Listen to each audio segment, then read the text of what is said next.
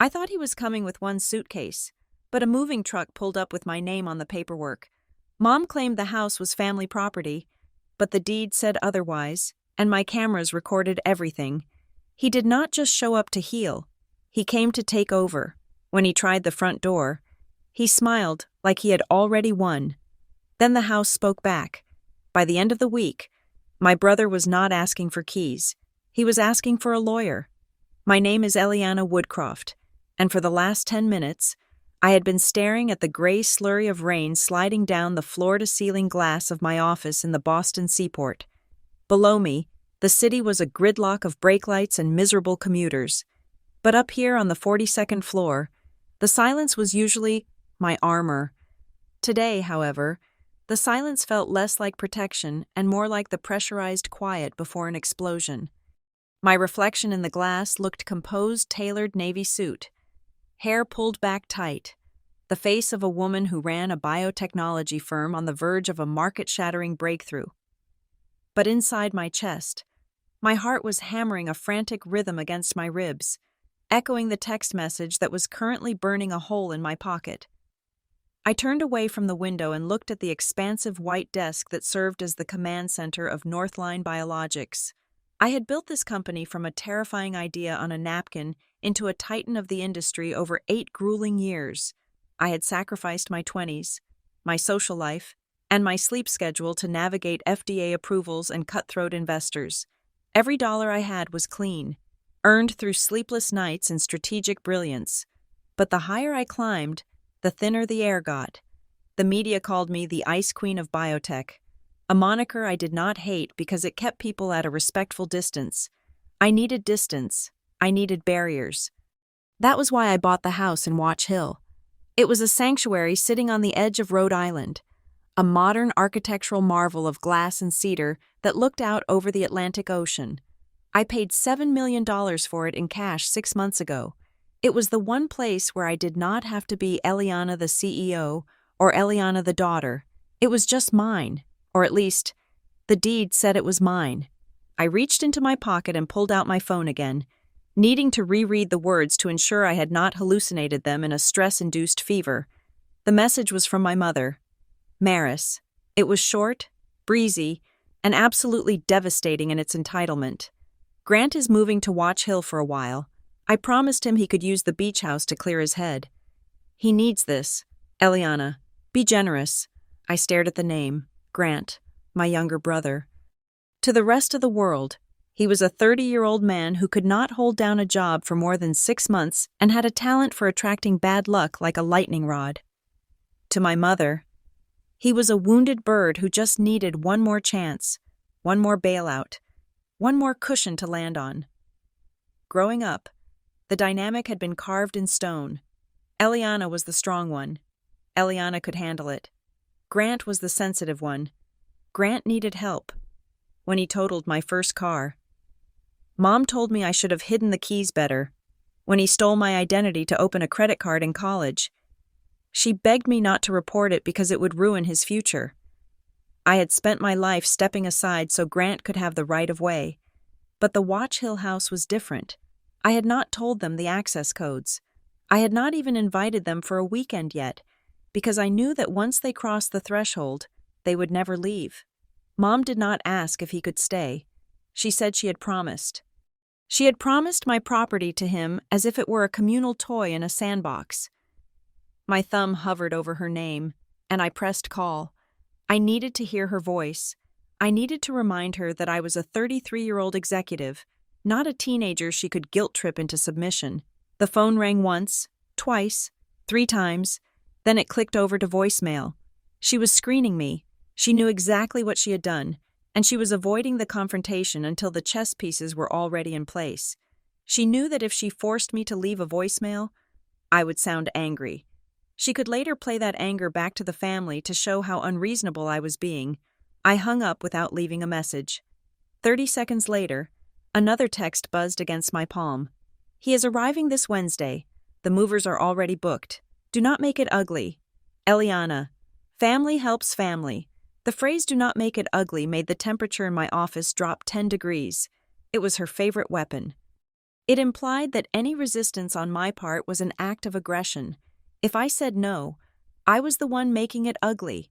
If I defended my legal property, I was the villain. She was counting on my desire for order, my fear of public embarrassment, and my exhaustion to just let this slide. She thought I would sigh, send over the key code, and let Grant turn my sanctuary into his personal frat house for the next 6 months. I walked back to the window, gripping the phone so hard my knuckles turned white. Wednesday, that was 2 days away. Grant was not just coming with a suitcase. The text mentioned movers.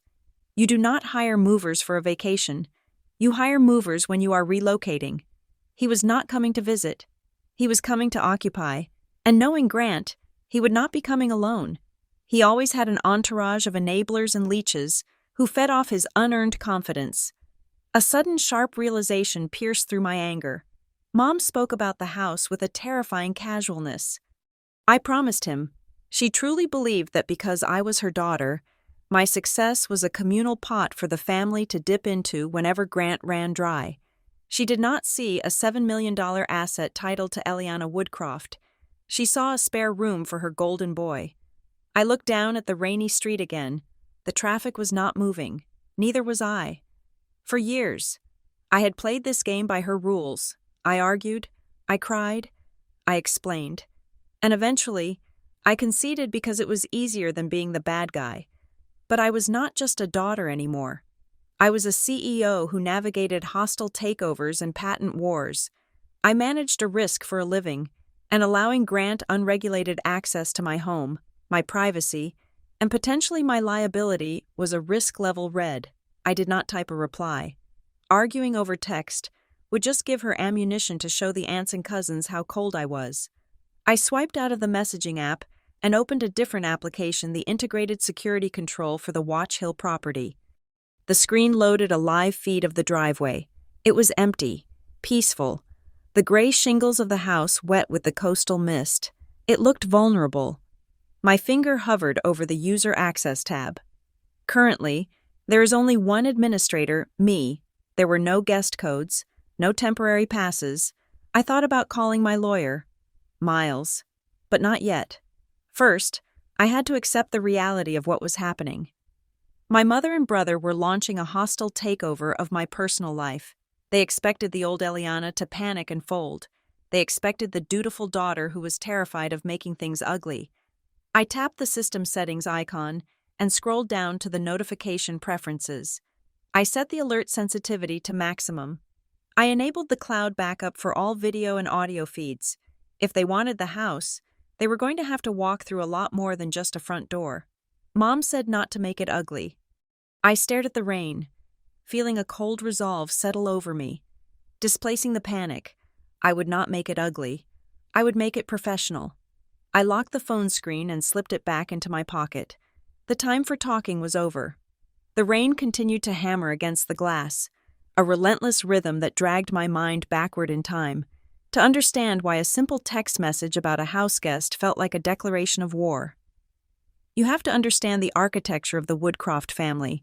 It was a structure built on a foundation of grief and reinforced by a twisted form of loyalty. The dynamic shifted the year my father died. When he was alive, there was balance.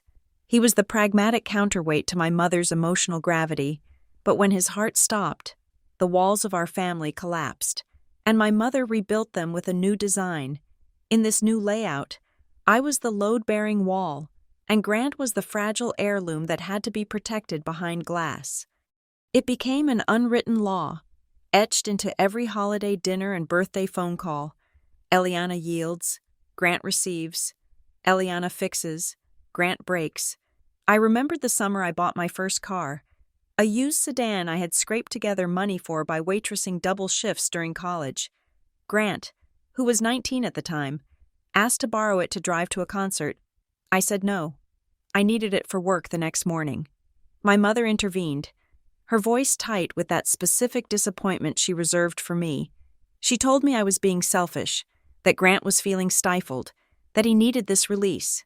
So, I gave him the keys. He returned the car 2 days late. The passenger side door was caved in. A deep, ugly scar of metal. He tossed the keys on the counter and muttered something about a parking lot pole coming out of nowhere. He did not offer to pay for it. He did not even say sorry. When I exploded, shouting about the deductible and my insurance rates, my mother pulled me into the kitchen. She did not ask Grant to explain. She asked me to lower my voice. She told me that money comes and goes, but family is forever. She said, "You are the older sister, Eliana. You are stronger. You have to understand that Grant processes the world differently." That phrase, "you have to understand," became the soundtrack of my 20s. It played when Grant borrowed my credit card to fund a startup idea that evaporated in 3 weeks, leaving me with $4,000 in debt. It played when he skipped my graduation because he was going through a rough patch with a girlfriend.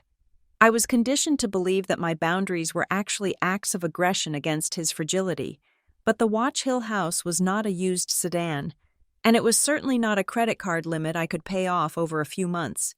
That property was the physical manifestation of my survival. I had bought it with the performance bonuses from the Series B funding round and the residuals from 2 patents I had co-authored. Every shingle, every beam, and every pane of glass in that house was paid for with my insomnia, my anxiety, and my refusal to quit. The mortgage was clean.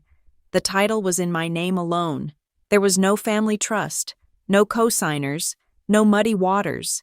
It was the one thing in my life that did not have Grant's fingerprints on it, and I intended to keep it that way. A sharp knock on my office door snapped me back to the present. I turned away from the window, composing my face into the mask of the CEO. "Come in," I said.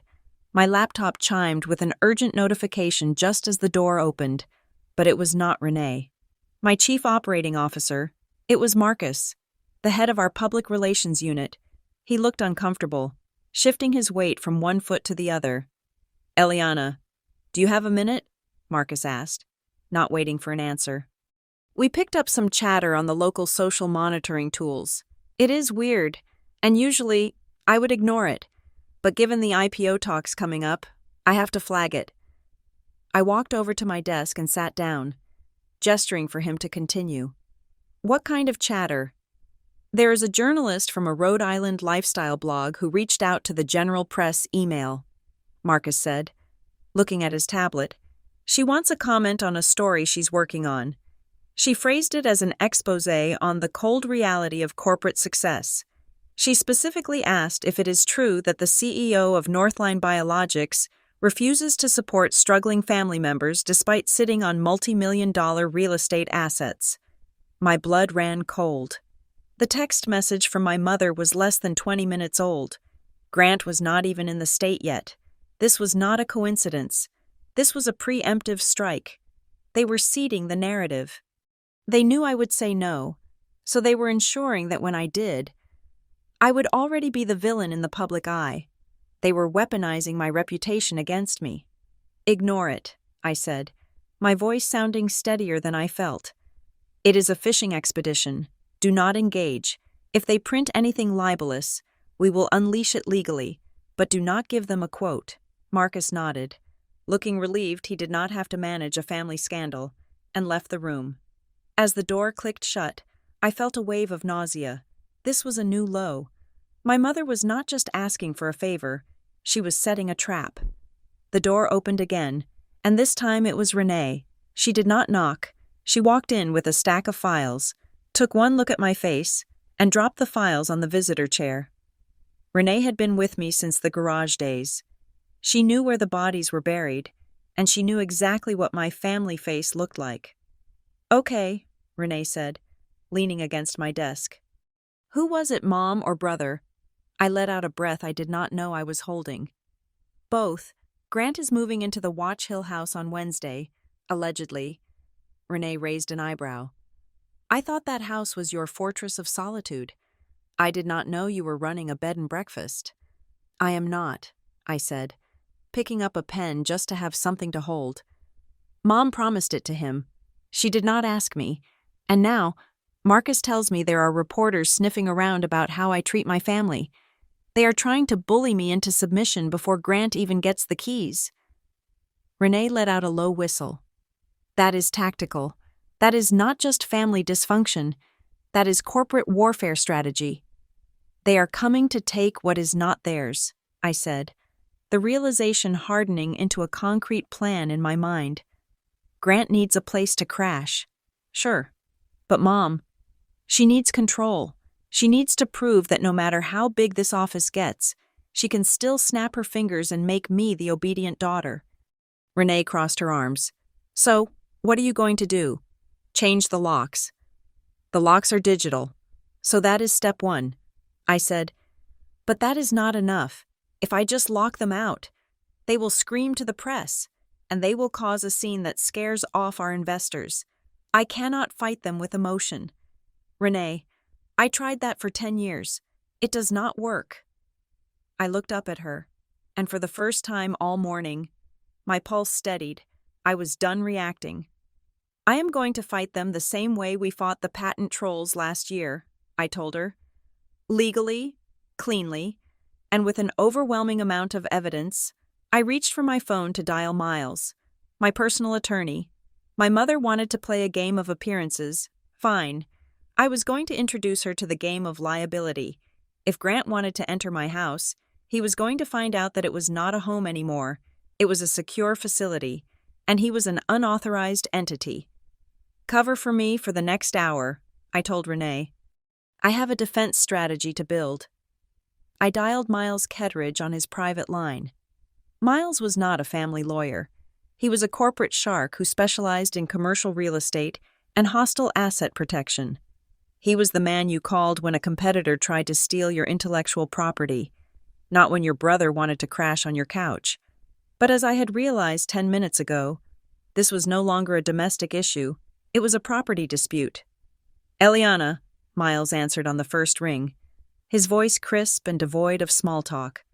To what do I owe the pleasure? Please tell me the FDA approval did not hit a snag. The company is fine, Miles, I said, putting the phone on speaker and setting it on my desk so I could type while we talked. I have a situation with the Watch Hill property. My mother has informed me, not asked me, that my brother Grant is moving in on Wednesday. She is treating the house as a communal family asset. I need to know my exposure. There was a brief pause on the line, the sound of a pen scratching against paper. Define moving in, Miles said, his tone shifting from friendly to clinical. Is he visiting for a weekend, or is he bringing furniture? She mentioned movers, I said, the words tasting like ash in my mouth. And she said she promised him he could live there. I have not authorized this. I have not given him a key. I have not even spoken to him. Okay, listen to me very carefully, Miles said. You need to stop thinking of him as your brother right now. You need to think of him as a potential squatter. In Rhode Island, once someone establishes residency, which can happen faster than you think, especially if he gets mail there or moves in furniture, evicting them is a nightmare. It can take months. If your mother has promised him the house, she has emboldened him. Entitled people escalate, Eliana, especially when they have a matriarch convincing them that they have a moral right to your success. I am not letting him in, I said firmly. Good. But physical barriers are only half the battle. Miles replied, We need a paper trail that predates his arrival. I'm going to draft a formal letter to your brother and your mother stating that they do not have a license to enter the property. I will also prepare a template for a temporary restraining order, just in case he tries to force entry or harasses you, but you need to take care of the ground game. Ground game, I asked. The police, Miles said. You need to file a no trespass notice with the Watch Hill precinct. Do it through the non-emergency channel, but get it on record today. Tell them you are the sole owner. The property is currently vacant, and you have reason to believe an unauthorized individual may attempt to gain access on Wednesday. If he shows up and the police have that notice on file, it is trespassing. If they do not, it is a civil domestic dispute, and they will walk away. I felt a knot of guilt tighten in my stomach calling the police on my brother. But then I remembered the text message. Do not make it ugly. They were counting on my guilt. They were banking on the fact that I would not treat them like criminals, even when they were acting like thieves. I will do it, I said. What else? Secure the perimeter, Miles instructed. If he gets inside, even through an unlocked window, the game changes. Make sure that place is a fortress. After I hung up with Miles, I did not go back to work on the drug trials. I opened the dashboard for my home security system. It was a high-end setup, but I had configured it for convenience, not defense. That has changed now. I spent the next hour upgrading every protocol. I paid for the premium cloud storage package that allowed for 24 hours of continuous recording with a 5-year retention policy. I adjusted the motion sensitivity on the exterior cameras to the highest setting. I realized there was a blind spot near the path leading up from the beach, a small gap between the deck and the dunes. I immediately ordered a battery-powered, weather-resistant camera from a local security vendor in Westerly and paid triple the standard rate to have a technician go out and install it that afternoon. I told the dispatcher it was an emergency upgrade for insurance purposes. Then, I programmed the smart locks. I deleted the emergency code I had once given my mother years ago for my Boston apartment, just in case she tried to use the same combination here. I set the system to armed away mode, which meant that if a door opened without a code, the alarm would not just beep, it would scream, and the police would be dispatched automatically.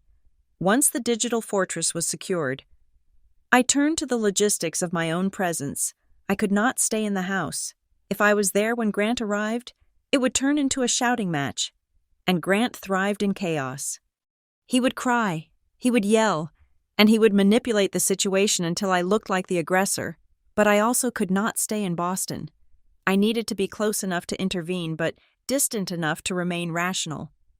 I opened a travel app and found a small, nondescript inn in Westerly, just a 10-minute drive from my house. It was quiet, out of the way, and unconnected to anyone we knew. I booked a room for Tuesday through Friday. From there, I could monitor the camera feeds in real time. I could meet the police if necessary. I would be a ghost watching, recording, and waiting. The rest of the day was a surreal exercise in compartmentalization.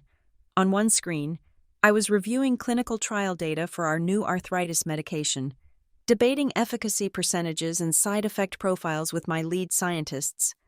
On the other screen, I was filling out a digital form for the Watch Hill Police Department, attaching a copy of my deed and a formal statement that Eliana Woodcroft did not authorize any guests at the address. I felt like I was living two different lives. In one, I was a respected innovator standing on the precipice of medical history. In the other, I was a terrified sister building a legal bear trap for her own family. By the time 5 p.m. rolled around, the office was quieting down. The rain had stopped, leaving the Boston skyline scrubbed clean and sharp against a darkening sky. I packed my laptop and my files. I had told Renee I would be working remotely for the rest of the week. She did not ask questions. She just squeezed my shoulder and told me to keep my receipts. I checked my phone one last time before leaving the building.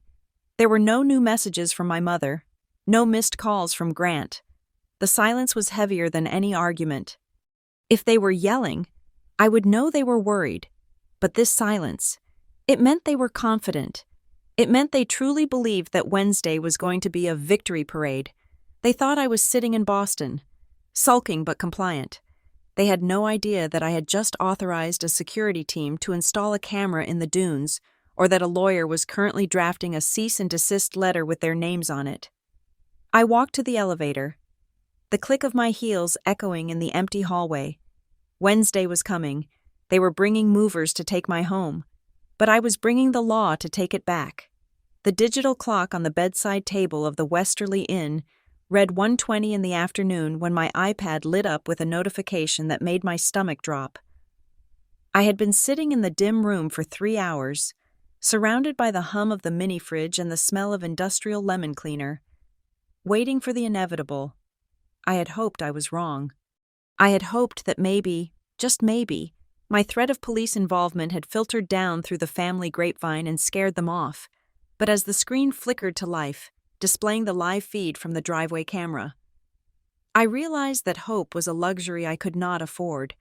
A massive white moving truck was backing into my driveway. The sound of its reverse beeping cut through the audio feed. A sharp, rhythmic warning that felt like a countdown. This was not a guest arriving with a duffel bag. This was an invasion force. I watched, paralyzed for a split second, as the passenger door of a sleek black sedan following the truck opened. Grant stepped out. He did not look like the desperate, down-on-his-luck brother my mother had painted him as. He was wearing a crisp linen suit, sunglasses, and loafers. He looked like he was arriving for a photo shoot in an architectural magazine. He paused, checked his reflection in the car window, and then signaled to the people in the back seat. Two of his friends, a couple I vaguely recognized from his Instagram, hopped out. They were not carrying boxes. They were holding their phones up, vertically, cameras facing Grant. They were live streaming. I felt a cold sweat break out on the back of my neck. This was a production. He was staging this. Grant walked toward the moving truck with the confidence of a man who owned the pavement he was standing on. I turned up the volume on my iPad, catching his voice clearly over the wind. "All right, guys," Grant shouted to the movers, pointing a manicured finger toward the house. "We are going to put the main bedroom set in the master suite upstairs, the one with the balcony. Mom said that is the best room for light." The audacity took the air out of my lungs. He was not just crashing, he was claiming the master suite, my room, the room I had designed with specific blackout shades for my migraines and a reading nook for the rare moments I could relax. He was evicting me from my own sanctuary before he even stepped inside. He walked up to the front door, the two friends flanking him like a paparazzi detail. I watched his hand reach for the keypad. He punched in a code, likely his birthday, or maybe Mom's. The lock flashed red. Access denied. He tried again. Red. I expected him to get angry. I expected him to kick the door or call Mom. Instead, Grant stepped back, looked directly at the camera lens mounted above the door, and smiled. It was a terrifying, smug little smirk that told me he knew the code would not work. He wanted it to fail. It was part of the scene. He turned to his friends, to his audience, and shrugged with exaggerated sadness. Then, he pulled his phone out and made a call. Less than 2 minutes later, a white van that had been parked down the street pulled into the driveway. It had a 24-hour locksmith stenciled on the side. He had them on standby. He had anticipated the lock change and had pre-booked a bypass. The locksmith, a burly man with a tool belt, walked up the steps, looking skeptical. I leaned closer to the screen, my heart hammering against my ribs. "Locked out." "Huh," the locksmith asked, eyeing the camera. "You got an ID. Proof of residence. I cannot just drill a smart lock on a $7 million house without paperwork." "Of course," Grant said, his voice smooth as silk. "My sister is a bit dramatic. She changed the codes because we had a little spat, but I have the lease right here." Lease. There was no lease. Grant reached into his jacket pocket and pulled out a folded document. He handed it to the locksmith. The man unfolded it, scanning the pages. He nodded slowly. "Looks like a standard long-term rental agreement," the locksmith muttered. "Signed by Eliana Woodcroft." I slammed my finger onto the capture button on the screen. Taking 3 rapid screenshots, I zoomed in on the frame where the paper was visible. It was blurry, but the signature at the bottom was unmistakable. It looked exactly like mine. The loops, the sharp slant of the W. Someone had practiced that. Someone had forged my legal signature on a contract to grant my brother tenancy rights to my property. My hands were shaking, not from fear, but from a rage so pure it felt like clarity. This was no longer a family dispute. This was a fraud. This was a felony. The locksmith reached for his drill. "Okay, looks legit," the man said. "I can bypass this cylinder in about 5 minutes." I did not hesitate. I pressed the microphone icon on the app. My voice was going to project from the high-fidelity speaker mounted right above their heads. "Grant!" The sound boomed across the driveway. The locksmith jumped, nearly dropping his drill. Grant did not flinch. He just looked up at the camera, his expression shifting into a mask of wounded confusion. "Leave the property immediately," I said, my voice steady and icy, amplified to sound like the voice of God. "You are being recorded. That document is a forgery. I have not signed any lease. If that locksmith touches my door, I am pressing charges for breaking and entering against both of you." The locksmith looked at the camera, then at Grant, and then back at the camera. He shoved the paper back at Grant. "I am out," the locksmith said, backing down the stairs, hands raised in surrender. "I am not getting involved in a domestic situation. Call the cops if you want in." He marched back to his van without looking back. The movers, sensing the shift in energy, had stopped unloading the ramp. They were standing by the truck, looking uncomfortable, but Grant did not leave. He signaled his friends to move closer. He looked directly into the lens, his eyes glistening with fake tears. "You see this?" Grant said, his voice cracking theatrically for the live stream. "This is what I deal with. My own sister. I come here to heal, to find some peace after everything I have been through. She threatens me with the police. She would rather let this house sit empty than help her own flesh and blood. Eliana, if you are watching, you are abandoning this family. Everyone is going to see who you really are." He was trying to bait me. He wanted me to scream back, to give him a soundbite he could edit out of context. I stayed silent, my finger hovering over the police dispatch button. I had a screenshot of the forgery. I had the video of the attempt. I was winning, even if it felt like I was being gutted. Then, Grant's expression hardened. The sad victim act dropped for a split second, replaced by something colder. He reached into his inside pocket again. "You think locking me out stops this?" Grant said, holding up a thick manila envelope. "You think you are the only one with paperwork Mom has this, too." And she said, "You are not going to like what is inside." He tapped the envelope against the doorframe. A hollow, rhythmic sound. "Go ahead and call the cops, Eliana," he whispered, staring dead into the lens. "But when they see what is in here, they are going to be asking you the questions, not me." By 8 o'clock that evening, the digital ecosystem of Rhode Island was on fire, and I was the witch being burned at the stake. I sat on the edge of the stiff mattress in the Westerly Inn, watching the engagement numbers climb on a Facebook post my mother had made an hour earlier. She had not named me directly, which was her signature move of plausible deniability, but she had provided enough breadcrumbs for anyone with a pulse to follow. The post was a grainy, filtered photo of Grant looking despondent on a park bench. A photo I knew for a fact was taken 3 years ago, captioned with a paragraph of weaponized grief. It breaks a mother's heart to see one child sleeping on silk, while the other is turned away from the door. I raised them to love each other, but money changes people. It turns blood into water. Please pray for my son tonight as he seeks shelter. It was a masterclass in manipulation. She left out the part about the $7 million house, the forgery, and the fact that Grant was currently staying in a 4-star hotel on her credit card. To the local community, she was just a weeping mother, and I was the corporate monster, but Grant was not satisfied with local sympathy. He wanted scorched earth. I switched over to TikTok. Grant had taken the live stream footage from the afternoon and chopped it into 15-second clips. He had edited out his smirk. He had edited out the locksmith. He only kept the part where my voice boomed and left the property immediately while he looked at the camera with wide, terrified eyes. He had captioned it, "When your sister chooses her assets over your safety," and, crucially, he had tagged Northline Biologics. He was not just attacking me. He was attacking the board of directors. He was attacking the share price. He was trying to make my personal boundaries a liability for my company. I barely slept. By 6 the next morning, the fallout had crossed the barrier between my private life and my professional obligations.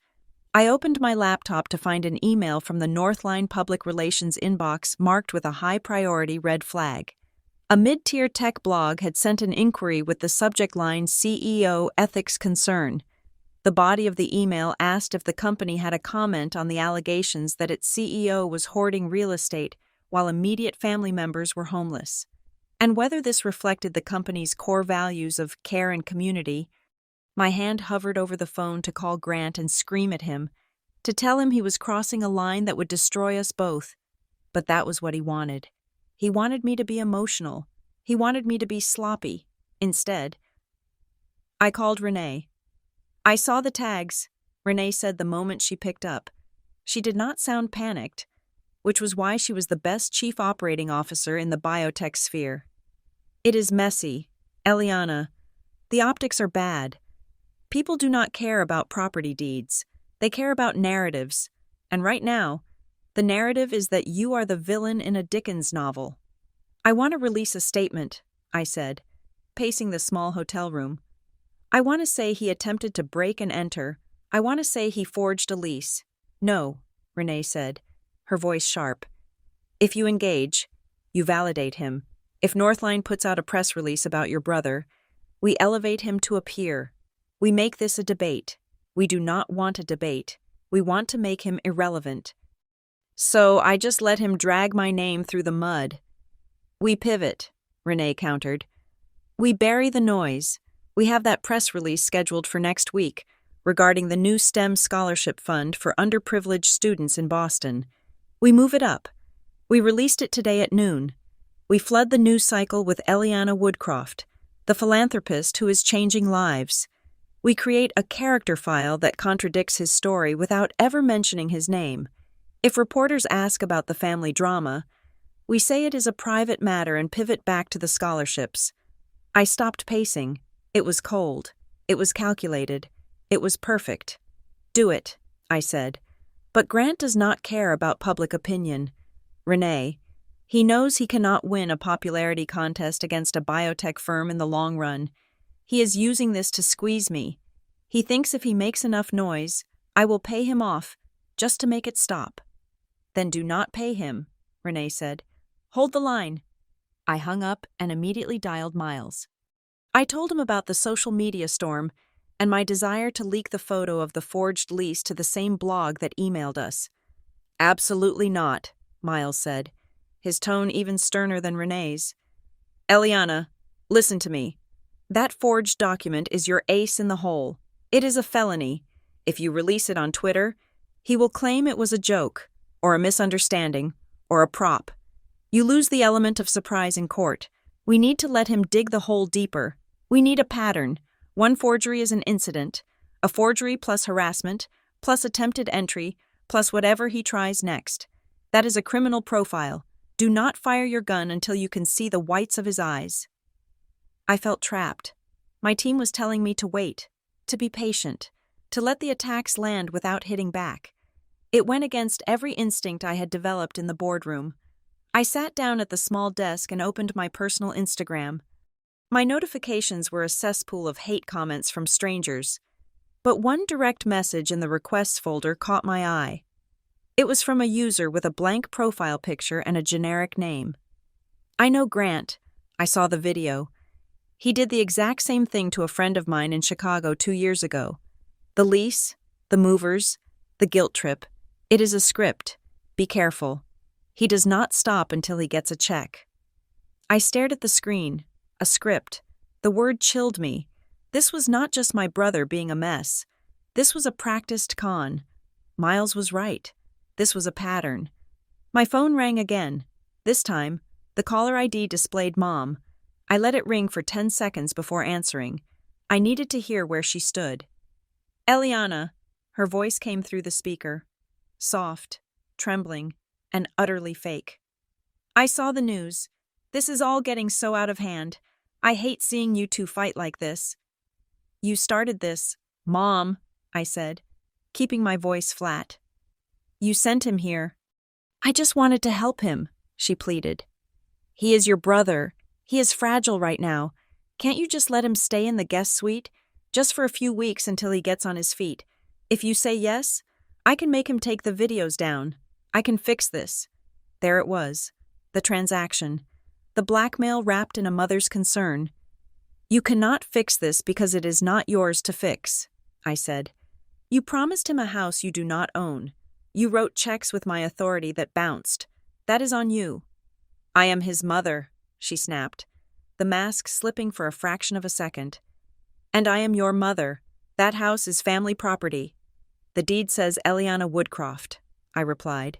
If he steps foot on that driveway again, he goes to jail. If you continue to libel me online, you will be hearing from my lawyer. Do not call me unless it is to apologize. I ended the call and tossed the phone onto the bed. My hands were shaking again, but this time, it was not from fear. It was from the realization that the woman who raised me was an active participant in the con. I walked over to the iPad to check the security feed. The driveway was empty. The rain had started again, dark and heavy. Then, a motion alert flashed yellow on the screen. A dark sedan was moving slowly down the street. It did not have its headlights on. It passed the house, then slowed down. I watched as it reached the end of the cul-de-sac and turned around. It passed the house again. It circled a third time. This time, it did not drive away.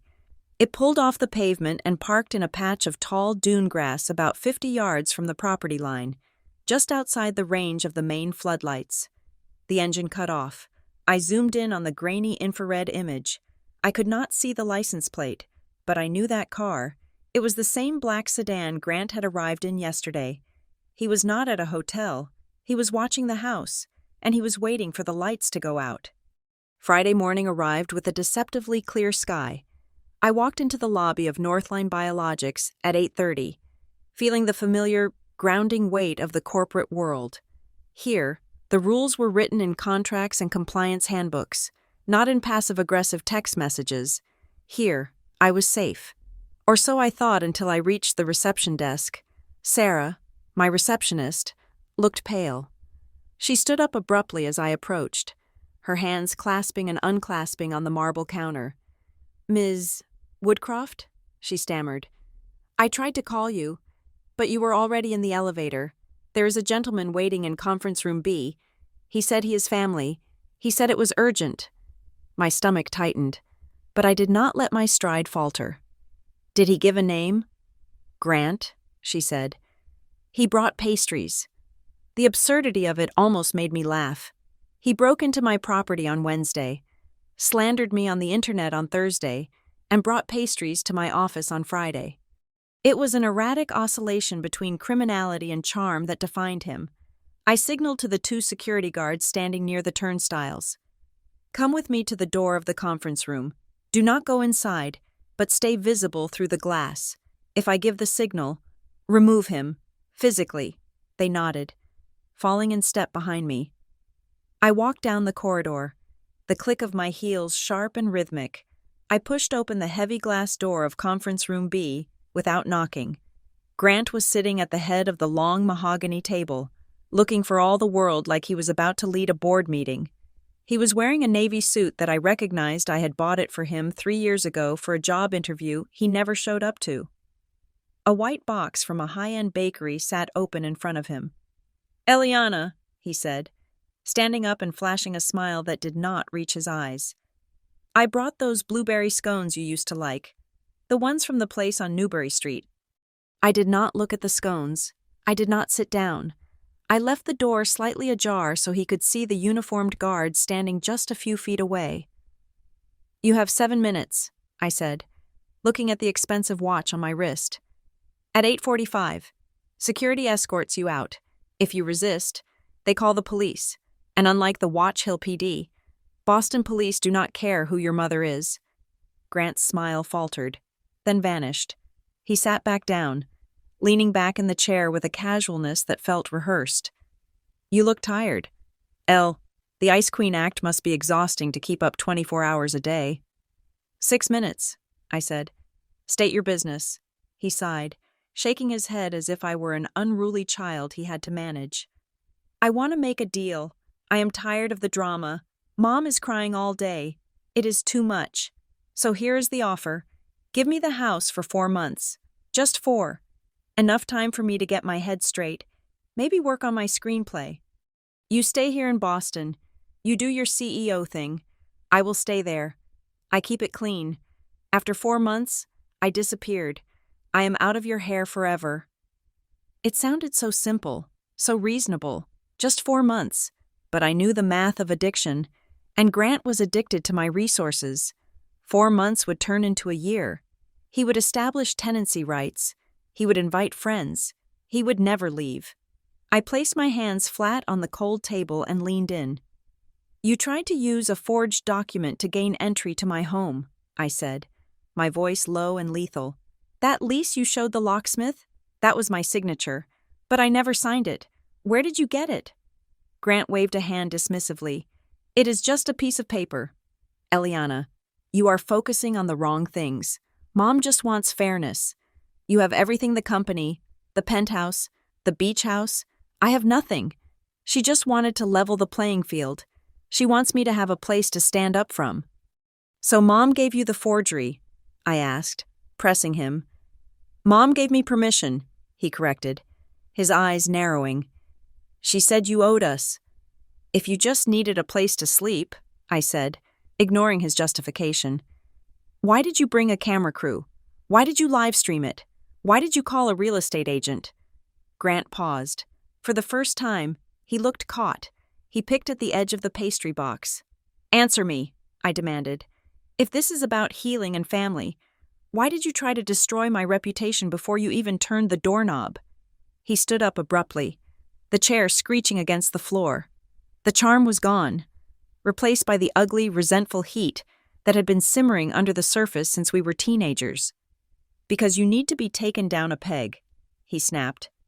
You think you are untouchable in your glass tower. You think you can just look down on us. I brought the cameras because I knew you would lock me out. I wanted the world to see how cold you really are. And guess what? It is working. I saw the comments. People hate you. He took a step toward me, aggressive and looming. What do you think your investors are going to do when I ramp it up? When do I start doing interviews? When I tell them about how you treat Mom, your stock price is going to tank. Eliana, is that worth a stupid beach house? I did not flinch. I did not step back. I stood perfectly still. You are threatening to blackmail me, I said, my voice eerily calm. In my corporate headquarters, while I am standing in front of you, I am negotiating, he sneered. Keep talking, I said softly. I tapped the side of my phone, which was face down on the table. My lawyer, Miles, had instructed me on the exact statutes regarding consent and recording in a business environment where there is no expectation of privacy. Grant was digging his own grave with every word. You have 2 minutes, I said. Get to the point, Grant laughed, a harsh barking sound. You think you have won because you have security guards. You think you are smart because you have lawyers. You have no idea what is coming. He reached into his jacket pocket. I tensed, ready to signal the guards. But he only pulled out a folded piece of paper. He did not hand it to me. He held it up, just out of reach. Mom said you would be stubborn, Grant said, his voice dropping to a whisper. She said you would try to sue, but she told me to remind you of something. She said to tell you that you cannot sue her for making decisions about your property, because legally, she is you. What are you talking about? I asked, a cold dread pooling in my stomach. A power of attorney, Grant said, savoring the words. A general, durable power of attorney. You signed it 5 years ago. Remember, before you went in for that emergency appendectomy, you were scared something would happen to the company if you went under anesthesia. You gave Mom full control to sign for you. To manage your assets. I froze. The memory hit me like a physical blow. The hospital room, the pain, the fear that the company would stall if I was incapacitated. Mom handed me a stack of papers, telling me it was just temporary, just for the weekend, just in case. I revoked that, I said, my voice shaking slightly. I revoked that the week I got out of the hospital. Did you? Grant smiled. And this time it was genuine. It was the smile of a man who held a royal flush. Because Mom has the original, and she says she never got a revocation notice. As far as the state of Rhode Island is concerned, Maris Woodcroft has the legal authority to sign leases, transfer deeds, and manage assets in the name of Eliana Woodcroft. That lease I showed the locksmith, Mom signed it. Using her power. It wasn't a forgery. Eliana, it was valid. He buttoned his jacket, looking satisfied. So, he said, checking his own watch, I believe my 7 minutes are up. I will see you in court, sis. Or better yet, I will see you at the beach house, because technically, I have a key coming in the mail. He walked past me, grabbed a blueberry scone from the box, and strolled out of the conference room, winking at the security guard as he passed. I stood alone in the silence of the glass room, the rain starting to streak the windows again. My legs felt weak. If he was telling the truth, if Mom still held a valid power of attorney, and I could not prove I had revoked it, then they did not just steal a house, they had the keys to my entire life. I sat in my car in the parking garage of Northline Biologics, the engine idling, staring at the gray concrete wall in front of me. Grant's threat about the power of attorney was vibrating in my skull like a trapped hornet. I had called my lawyer's office immediately after Grant left the conference room, instructing his paralegal to dig through my archives from 5 years ago to find the revocation notice. I knew I had signed it. I remembered the feeling of relief when I did, but if my mother had suppressed it, or if the hospital legal team had misfiled it, I was standing on a trap door. My phone buzzed in the cup holder. It was not Miles or Renee. It was a number I did not recognize, with a Chicago area code. I picked it up. My nerves frayed. "This is Eliana," I answered sharply. "Hi, you do not know me, but I sent you a message on Instagram yesterday." A woman's voice said. She sounded young but tired, with a cynical edge that I recognized immediately. "My name is Tessa Langford. I used to date Grant," I exhaled, leaning back against the leather seat. "Tessa, I read your message. You said you knew his playbook." "I lived his playbook," Tessa corrected. "I watched his little live stream performance outside your house. It gave me flashbacks. The injured bird act. The 'I just need a safe space to heal' speech. He gave me the exact same speech 3 years ago when he moved into my apartment in Wicker Park. He said he needed 2 weeks. He stayed for 9 months. He told me he wants 4 months," I said. "He will never leave," Tessa said bluntly. "He establishes residency. He gets a utility bill in his name, or he orders a magazine subscription. Once he has mail at the address, he is a tenant. In Chicago. It took me $6,000 in legal fees to get him out.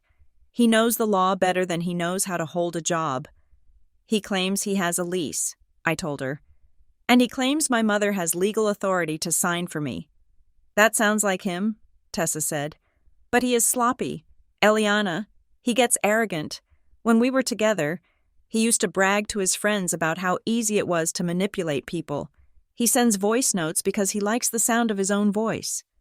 "Why are you telling me this?" "Because he destroyed my credit score and stole my grandmother's ring before I finally kicked him out," Tessa said. "I do not want him to do it to you just because you have more money to lose. Check your email. I just forwarded you a folder of exports from my old phone.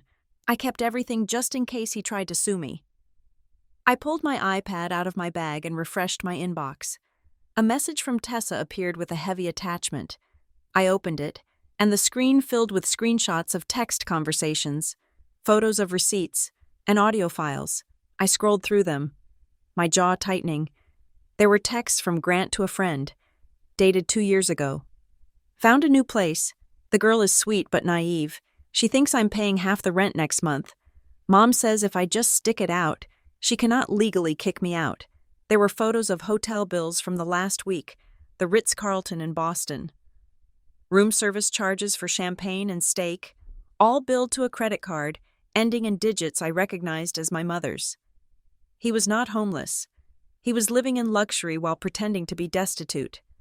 But the smoking gun was an audio file labeled Voice Note. Grant to Tessa. Breakup. I pressed play. Grant's voice filled the car, dripping with condescension. "You think you can threaten me with a lawyer?" "Tess, go ahead.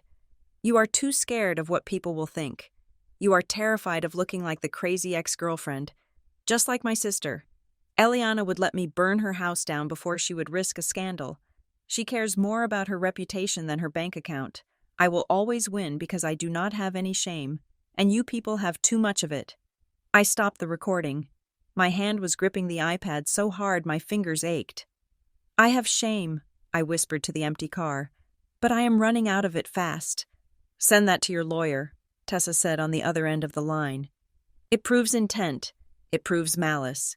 It is not a family dispute. It is a calculated scheme to exploit you." "Thank you, Tessa," I said. "You have no idea how much this helps." "Bury him," she said. and hung up. I forwarded the entire file to Miles with the subject line, "Evidence of malicious intent." Then, I opened a browser window. Grant's mention of the power of attorney had unlocked a new fear. If Mom truly believed she had that power, she wouldn't just use it to sign a fake lease. She would use it to secure her hold on the asset. I navigated to the Washington County Land Evidence Records portal. It was a clunky, public access government site where all property transactions in Watch Hill were recorded. I typed in my address. The search wheel spun for an agonizing 10 seconds. The list of documents appeared. There was the deed for my purchase 6 months ago. There was a mortgage release from the previous owner. And there, at the very top of the list, filed only 48 hours ago, was a new entry. Notice of interest. I felt the blood drain from my face. A notice of interest was a legal flag. It was a document filed to alert the public that someone else claimed an equitable interest in the property. It clouded the title. It meant that if I tried to sell the house, or refinance it, or even use it as collateral, this document would pop up and freeze the transaction until the claim was resolved. I clicked on the PDF image of the document. It was a standard form, filled out in neat, black ink, claimant Maris Woodcroft, basis of claim equitable interest pursuant to family trust agreement and power of attorney dated November 2020. And there, at the bottom, was my signature, or rather, my mother's signature, followed by the letters POA for Eliana Woodcroft. She had done it. She had legally tagged my house. She wasn't just trying to move Grant in. She was trying to steal a portion of the equity. I dialed Miles again. He picked up instantly. "I see the email from the ex-girlfriend," Miles said. "This is gold, Eliana. This establishes a pattern of tenancy fraud. We can use this to—" "Forget the email," I interrupted, my voice trembling with rage. "Check the county registry. She filed a notice of interest. She used the old power of attorney to cloud my title." I heard the rapid clicking of keys on Miles's end. A moment of silence stretched between us, heavy and suffocating. "I see it," Miles said, his voice dropping an octave. "She filed it on Tuesday. This is aggressive, Eliana. This is what we call a lis pendens strategy without the lawsuit. She is trying to force a settlement. She knows she cannot win ownership, but she can make the property toxic, so you cannot touch it without paying her to go away." "Get it off," I said. "Get it off my title." "I am ordering a full title search immediately," Miles said, the shark coming out in his tone. "I will contact the title insurance company if that power of attorney was revoked. This filing is fraudulent. It is a slander of the title. We can sue her for damages, but Eliana, this means we are going to war with your mother, not just Grant. She declared war when she signed my name," I said. "Do whatever it takes. And Miles, call the bank. Freeze everything. I do not want her opening a home equity line of credit while we are fighting this. If she thinks she has power, she might try to drain the equity." "Consider it done," Miles said. "I am drafting the motion to expunge this filing now." I hung up and drove out of the garage, heading back toward Rhode Island. I could not be in Boston. I needed to be near the blast zone. As I drove, my phone chimed with a message from Renee. "Investor demo is confirmed for Monday morning. The board is asking questions about the social media noise. We need this to be over. Eliana, if Grant pulls a stunt while you are presenting the Phase 3 results, the stock will take a hit we cannot recover from." I gripped the steering wheel. Monday. I had 3 days. 3 days to dismantle a conspiracy that my own family had spent years constructing. I reached the Westerly Inn late that evening. The rain had returned, lashing against the windows of the small room. I felt battered. I had the evidence from Tessa, but the notice of interest felt like a noose tightening around the house. I sat on the edge of the bed, monitoring the security feeds on my iPad. The house stood dark and silent in the storm. The wind whipped the dune grass into a frenzy. I checked the time. It was 11:48 at night. Suddenly, the iPad pinged, a high-pitched chime that signaled a priority alert. Motion detected. Rear deck. Zone 4. Zone 4 was the new camera, the one I had installed in the blind spot facing the beach. I tapped the notification, expanding the video feed. The night vision camera washed the scene in ghostly greens and grays. At first, all I saw was the swaying of the sea oats. Then, a figure emerged from the darkness of the beach path. It was not a random beach walker. The figure was moving with purpose, crouching low to stay below the railing line. He was wearing a dark hoodie, hood pulled up. He crept toward the sliding glass doors of the lower level, the doors that led to the basement storage where the electrical panels and the internet service junction were located. He was not trying to break into the living space. He was going for the utilities. I watched as he pulled something from his pocket. It glinted in the infrared light, a pry bar. Grant had realized that he couldn't get through the front door. So now, he was going to try to blind the house. He was going to cut the power. The glow of the iPad screen was the only light in the cramped hotel room, casting long, ghostly shadows against the wall. On the display, the figure in the dark hoodie moved with a jagged, nervous energy.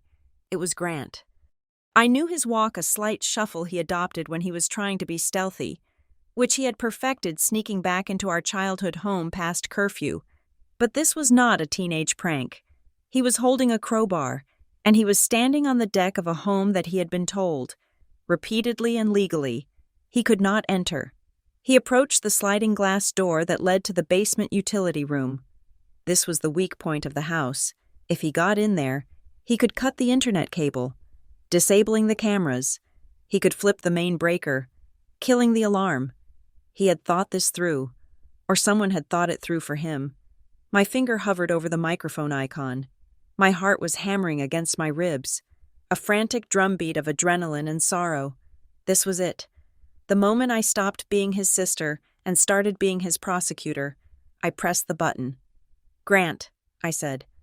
My voice projected from the weather-resistant speaker mounted under the eaves, loud and distorted by the wind. "Step away from the door. I am watching you.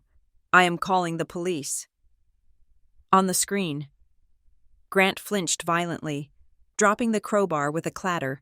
He spun around, searching the darkness for the camera. When he found the red tally light blinking in the corner of the deck ceiling, his fear evaporated, replaced by a feral, cornered rage. He picked up the crowbar and pointed it at the lens. "I have the right to be here," he screamed, his voice cracking. "Mom said I could come in. She has the power of attorney. You cannot lock me out of my own family's property." He turned back to the door and jammed the flat end of the crowbar into the seam between the glass slider and the frame. I watched the wood splinter. He was not just trying to bypass a lock. He was destroying the structure. I minimized the camera app and dialed 911. "Emergency," the dispatcher answered. "Where is your emergency?" "My name is Eliana Woodcroft," I said, my voice shaking but my words precise. "I am the owner of the property at 42 Ocean Avenue in Watch Hill. I am currently monitoring a break-in in progress via remote security cameras. There is a man on my rear deck attempting to pry open the door with a crowbar. I have a no trespass notice on file with your department as of Tuesday." "Is the intruder known to you?" the dispatcher asked. "Yes," I said. "It is my brother, Grant Woodcroft. He has been denied access multiple times. He is armed with a burglary tool and is currently damaging the entry point." "Officers are already en route, ma'am," the dispatcher said. "We received a silent alarm trigger from your system 30 seconds ago. Stay on the line." I switched back to the camera feed. Grant was heaving against the door, his face contorted with effort. The glass was bowing. If he shattered it, the sensor would trip the audible siren, but he seemed beyond caring about noise. He needed to get inside. He needed to establish possession before the law arrived. Then, the darkness of the yard was washed out by brilliant, flashing blue and red lights. They reflected off the wet deck, painting Grant in a chaotic strobe. 2 uniformed officers came around the side of the house, flashlights cutting through the rain. Police dropped the tool hands in the air. Grant froze. For a second, I thought he might swing the bar. Instead, he dropped it and immediately raised his hands, his posture shifting instantly. His shoulders slumped, his head bowed, He was shifting into character. "Don't shoot," Grant yelled, his voice trembling with practiced fear. "I live here. I am just trying to get inside. My sister changed the codes on me." The officers approached him cautiously, guns drawn but lowered. One of them kicked the crowbar away. "You live here?" the officer asked, shining the light in Grant's face. "Yes, my mother owns this place," Grant sobbed. It was a convincing performance. "We had a fight, and my sister is trying to lock me out. I just need my medication. It is inside. Please, I just need to get in." I could see the officers hesitating. It was the domestic dispute card, the gray area that Grant exploited to escape consequences his entire life. If they believed him, they might just tell him to go to a hotel and sort it out in civil court tomorrow. I could not let that happen. I pulled up the email app on my phone. I had a draft saved, ready for this exact moment. Attached were PDFs of the property deed showing my sole ownership, the receipt for the most recent property taxes paid by me, the time-stamped copy of the no trespass notice, and the video clip from 2 minutes ago showing him prying the door. I asked the dispatcher for an email address to send evidence to the responding officers. She gave me a direct line to the sergeant's vehicle terminal. I hit send. "Officer," I said through the house speaker system, startling the policeman. "This is Eliana Woodcroft. I am the homeowner. I have just emailed proof of ownership and a video of this man breaking and entering to your sergeant. He does not live here. He has never lived here. That man is trespassing." The officer looked up at the camera, then tapped his earpiece. He looked at Grant. "Your sister says you are trespassing. Son, do you have any ID with this address on it? A license? A utility bill?" "I have better," Grant said. Regaining some of his arrogance, he reached into his back pocket. The officers tensed, hands going to their holsters. "Easy, easy. It is paperwork. My mother has a power of attorney. She authorized me to be here. She signed a lease for me." Grant pulled out the crumpled envelope he had brandished at the camera 2 days ago. He extracted a document and handed it to the officer. The rain was coming down harder now. The officer took the paper and shone his flashlight on it, shielding it with his hand. He squinted at the text. I watched the officer's face on the high-definition feed. He frowned. He flipped the page. Then he looked closer at the signature line. "Miles," I whispered to myself. "Please tell me you were right. I had my lawyer, Miles, on the other line on my laptop." I merged the call so he could hear.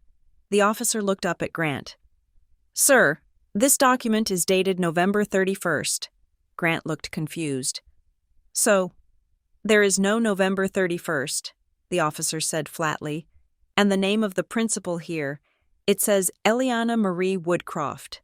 My middle name is May." "That is her name," Grant insisted, though his voice wavered. "Ms. Woodcroft," the officer shouted toward the camera. "What is your middle name?" "May," I replied clearly. "M-A-Y. And I never signed that document. That is a forgery."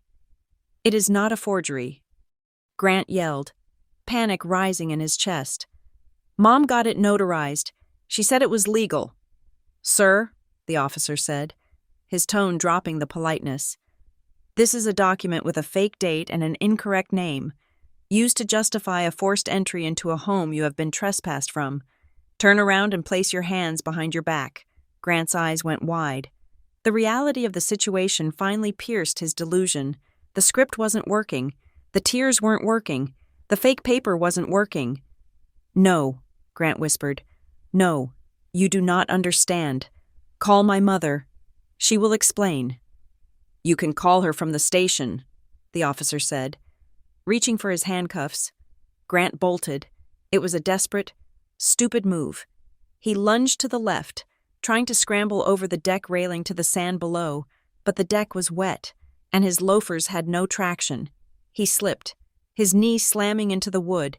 Before he could recover, the second officer was on him. They wrestled him to the ground.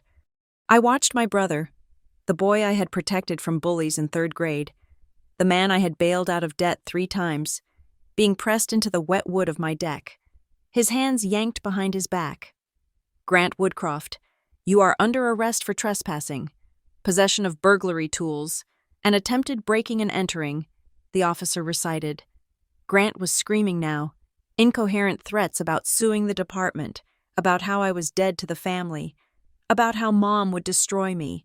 I watched them haul him up and march him around the side of the house toward the cruiser. The flashing lights painted his face in chaotic bursts of color fear, rage, and confusion. The first officer lingered on the deck. He looked up at the camera. He looked tired. "Ms. Woodcroft," he said. "I am here," I answered. "We have him in custody," the officer said. "We are taking him to the Westerly station. But I need to tell you something. When we booked that document into evidence, the one he tried to pass off as a power of attorney. Yes. It is not just a bad forgery," the officer said, wiping rain from his face. "It has a notary stamp on it. If your mother is the one who gave this to him, and she is the one who tried to file legal claims on your house with it, this goes beyond just him." I felt a cold chill that had nothing to do with the storm. "What are you saying?" I asked. "I am saying that we need you to come down to the station," the officer said gravely. "Not just to sign the complaint for the break-in. We need you to speak to a detective, because if that document was used to try and claim ownership of a $7 million asset, we are looking at conspiracy to commit wire fraud and grand larceny, and we need to know if you want to press charges against the person who created it." He paused, looking directly into the lens. "We need to know if you are ready to file a report against your mother." The drive from the Westerly Inn to the police station was a blur of wet asphalt and red taillights. It was 2 a.m, the kind of hour that feels less like night and more like a void where time stops existing. I was running on adrenaline and 4 hours of sleep over the last 2 days, but my mind was terrifyingly clear. When I walked into the precinct, the fluorescent lights hummed with a headache-inducing brightness. Miles was already there, sitting in a plastic chair in the waiting area. Looking impossibly crisp in a charcoal suit he must have thrown on in the dark. He stood up when he saw me, his expression grim. "He is in holding," Miles said, skipping the pleasantries. "They denied bail for tonight because of the flight risk and the lack of a verified address. But Eliana, we have bigger problems than a trespassing charge." We moved into a small interview room. I laid my iPad on the table and unlocked the folder labeled Grant, Evidence. "This is everything," I said, my voice raspy. "The live stream where he admitted intent to occupy, the screenshots of the forged lease, the text messages from Tessa Langford establish a prior pattern of similar fraud in Chicago. And the video from tonight." Miles nodded, sliding a thick file folder across the table toward me. "That is good for the criminal case against Grant. But this is the Civil War." I opened the folder. It was a preliminary report from the title specialist Miles had woken up 3 hours ago. The document Grant showed the police the power of attorney was not just a prop, Miles explained, tapping the paper. "Your mother used a copy of that same document to file a notice of interest with the Washington County Clerk on Tuesday. She is claiming an equitable lien on the property. She is legally asserting that she has a financial stake in your house." I stared at the paper. Claimant Maris Woodcroft. "She is trying to steal the equity," I whispered. "She knows she cannot take the deed, so she is trying to make it impossible for me to sell or refinance without paying her off." "It is called slander of title," Miles said, his voice hard. "And since that power of attorney is invalid, assuming we find that revocation, or prove the date is impossible, it is fraud. She is not just an overbearing mother anymore, Eliana. She is a hostile litigant." My phone sat on the table between us. I stared at it. I knew I had to make the call. I needed her to confirm it on the record. "Put it on speaker," Miles instructed. "Let me do the talking if she tries to pivot." I dialed. It rang 4 times before she picked up. Her voice was thick with sleep, but underlying it was a razor-sharp edge of panic. She knew Grant had been arrested. The police would have called her as his one phone call. "Eliana," she breathed. "Oh, thank God. You have to drop the charges. This is a misunderstanding. He is terrified. He is sitting in a cell. Eliana. Your own brother. He is in a cell because he tried to pry my door open with a crowbar. Mom, I said, my voice steady. But we are not talking about Grant right now. We are talking about the filing you made on Tuesday. There was silence on the other end, a heavy, suffocating silence. I do not know what you mean, she lied. We have the title report. Mrs. Woodcroft. Miles interjected, his voice smooth and dangerous. This is Miles Kettridge, Eliana's attorney. We are looking at a notice of interest filed by you, claiming an equitable lien on the Watch Hill property based on a power of attorney dated November 31st, a date that does not exist. I was just protecting the family assets, she stammered, her tone shifting from motherly concern to defensive anger. Eliana is unstable. Look at what she is doing to her brother. I needed to ensure the house stayed in the family. The house is not family property, I said, leaning into the phone. I bought it. I paid for it. My name is on the deed. You filed a fraudulent lien to blackmail me into letting Grant move in. I did what I had to do, she snapped, and the mask finally fell away completely. You have so much, Eliana. You have millions in the bank. You have that company, and you cannot spare a room for your brother. You are selfish. You have always been selfish. If your father were alive to see this, he would be ashamed of you. The mention of my father hit me like a physical slap. For years, that had been her trump card. Do it for Dad. Dad wanted us to be close. But sitting in that sterile police station, looking at the evidence of her betrayal, the card did not work anymore.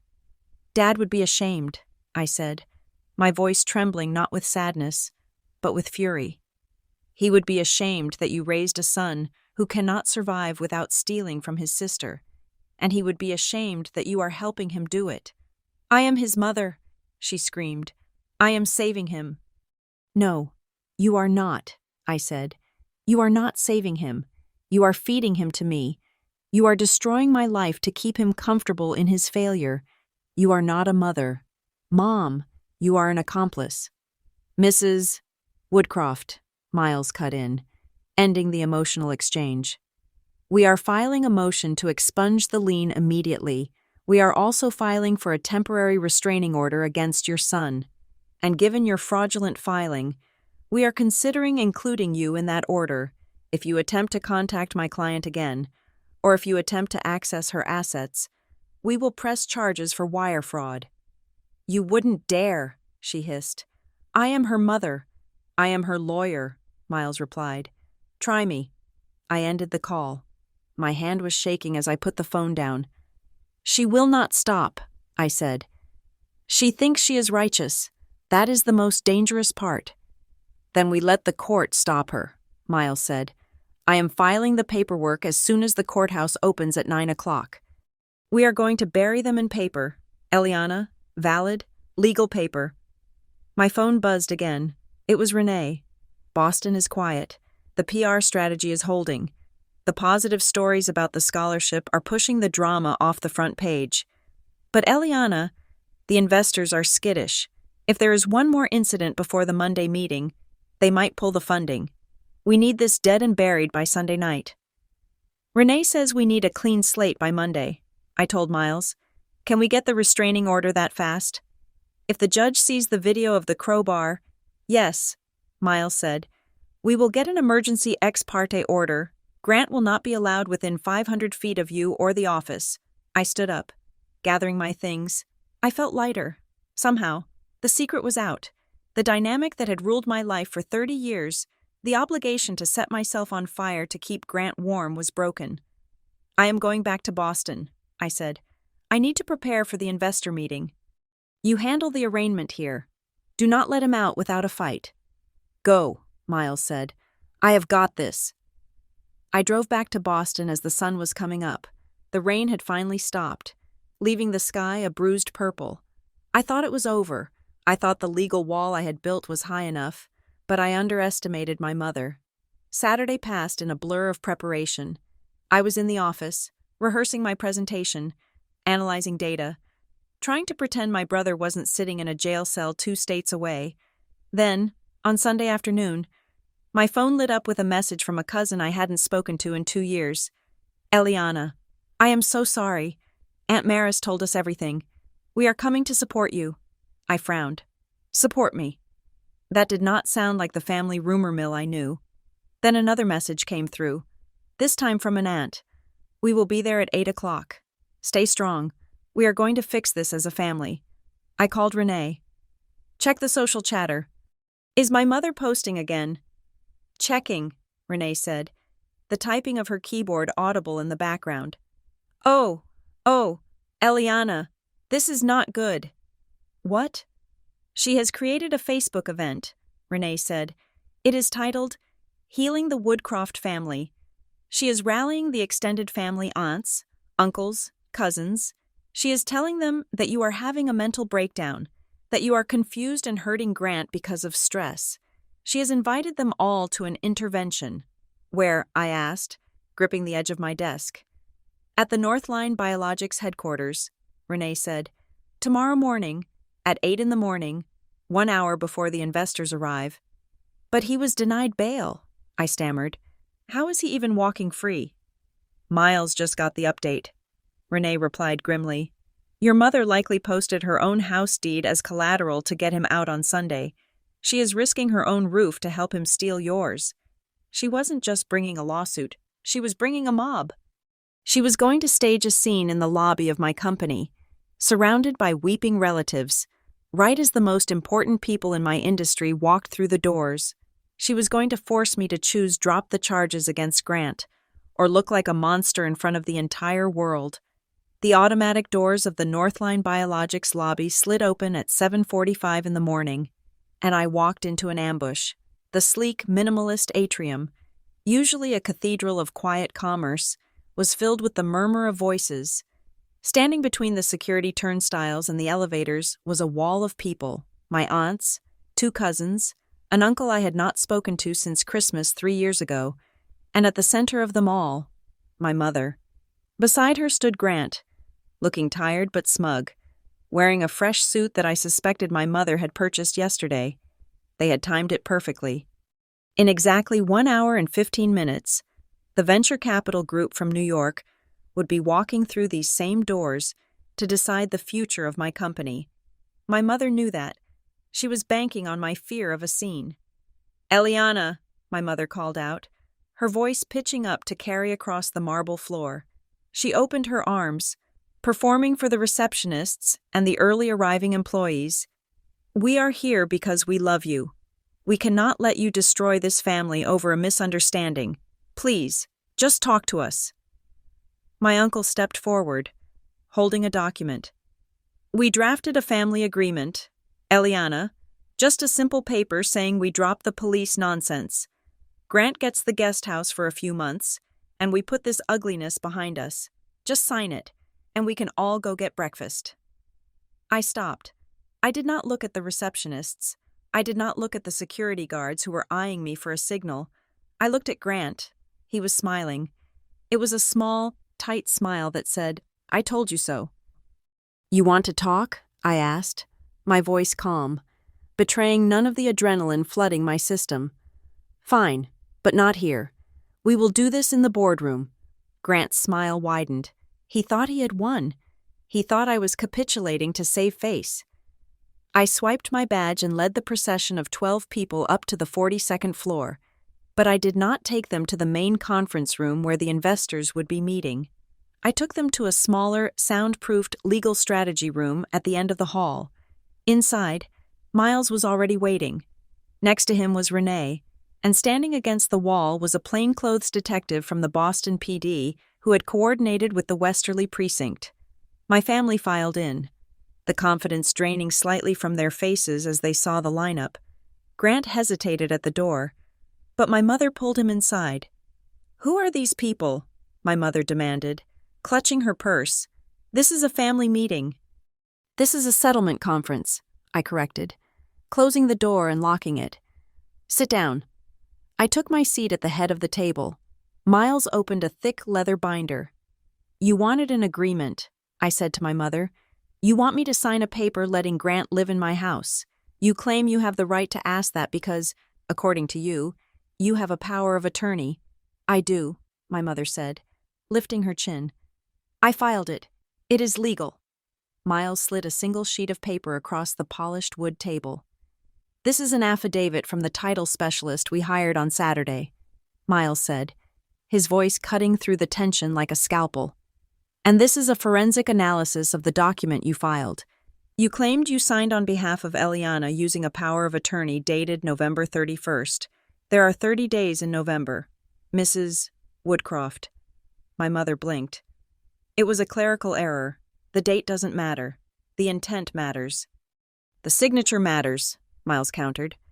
We have a statement from the notary you used.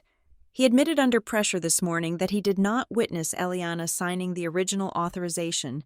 He admitted you brought it to him already signed. I signed it for her, my mother blurted out, her face flushing red. She is always too busy. I just signed it to be fast, to help her manage her assets. I am her mother. The room went dead silent. Even my uncle looked away. Thank you, Miles said softly. You just confessed to second-degree forgery and filing a false instrument with a government agency. That is a felony. It is family, Grant shouted, slamming his hand on the table. Who cares about the paperwork? The house is empty. I just wanted to live there. Why are you so greedy? I looked at my brother. He really believed it. He truly believed that his need justified his theft. You just wanted to live there, I asked. Yes, Grant cried. I needed a sanctuary. I nodded to Miles. He pulled out the final piece of evidence, the file Tessa had sent, expanded with new information the private investigator had dug up overnight. Then explain this, I said, sliding a printout of a Venmo transaction and a Craigslist email thread toward him. Grant looked down. His face went gray. 2 weeks ago, I said, reading from the file. Before you even asked Mom to text me, you listed the Watch Hill house on a short-term luxury rental site under a fake name. You took a $5,000 deposit from a couple in New York for a month-long stay starting next week. My mother gasped. She turned to look at Grant. What? He wasn't going to live there. Mom, I said, looking directly at her. He was going to act as the landlord. He was going to rent out my house, keep the money, and stay in the guest room or a hotel. He wasn't looking for a home. He was looking for a revenue stream. Grant, my mother whispered. Is that true? Grant couldn't speak. The proof was right there. The email address was his burner account, but the bank account linked to the transfer was his primary checking.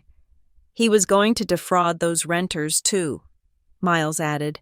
When they showed up and realized he didn't own the place, he would have been gone with their money. Eliana would have been the one sued. The family support group in the room seemed to shrink. My cousins shifted in their seats. My uncle put the family agreement he had drafted back into his pocket. So here is the new agreement, I said, standing up. Miles placed 2 documents on the table. Option A, Miles said.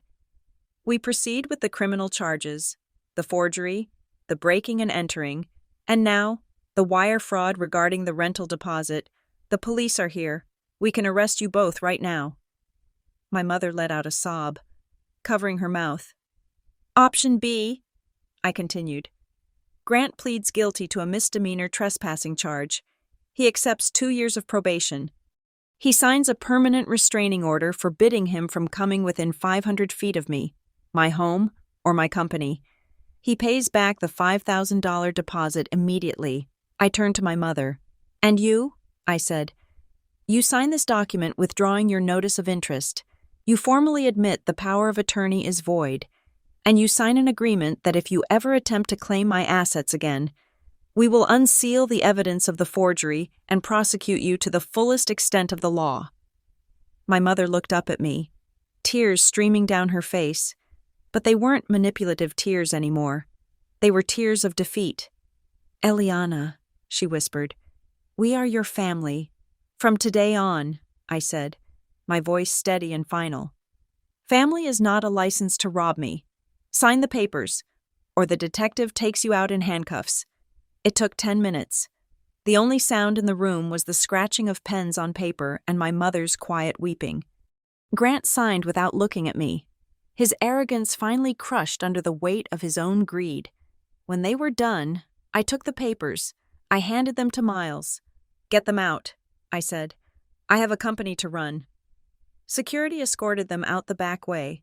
Avoiding the lobby where the investors were just arriving, I watched them go on the security monitor, a group of people who shared my DNA, but nothing of my values. I walked into the investor meeting 10 minutes later. I shook hands. I presented the data. I closed the deal. I secured the future of Northline Biologics, and I did it without a single ounce of their help. That evening, I drove back to Watch Hill. The storm had passed. The air was crisp and smelled of salt and pine. I pulled into the driveway, and for the first time, I didn't check the cameras. I didn't scan the bushes for a black sedan. I walked up the steps to the front door. I punched in a new code, one that only I knew. The lock chirped a happy, welcoming sound, and the bolt slid back. I stepped inside. The house was silent. It wasn't the silence of emptiness. It was the silence of peace. I walked out onto the deck, standing on the spot where Grant had tried to break in. The wood was dry now. The ocean stretched out before me, vast and indifferent and beautiful. My phone buzzed in my pocket. I pulled it out. It was a text from Tessa. "Did you win?" I typed back. "I didn't just win. I am free." I turned the phone off. I stood there, listening to the waves crash against the shore, finally understanding that the most expensive thing I owned wasn't the house, or the company, or the view. It was my boundaries, and for the first time in my life, they were unbreakable. Thank you so much for listening to this story. I would love to know where you are tuning in from. Are you listening while driving, cooking, or maybe relaxing at your own beach house? Please let me know in the comments below so we can share our thoughts. Don't forget to subscribe to the channel Veronica Revenge Stories, like the video, and smash that hype button so this story can reach even more people.